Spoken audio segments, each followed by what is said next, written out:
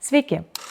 Vis dar dažnai iš tėvelių išgirstu klausimą, ar tikrai reikia riboti ekranų naudojimo laiką ikimokyklinėme arba pradinėme amžiuje. Vienareikšmiškas atsakymas, kad būtina. Tačiau kokių naudų gali mums atnešti naudojimas ekranų?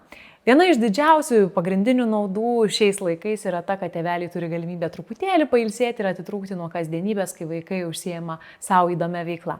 Kita nauda yra ta, kad vaikai gali tyrinėti pasaulį, pažinti naujas galimybės, lavinti tam tikrus savo įgūdžius. Tačiau kodėl yra svarbu riboti ekranų naudojimosi laiką? Neribojant ekranų gali ilgalaikėje perspektyvoje prastėti vaikučių miego kokybė, dėmesio koncentracija, gali sunkėti įsiminimo procesas.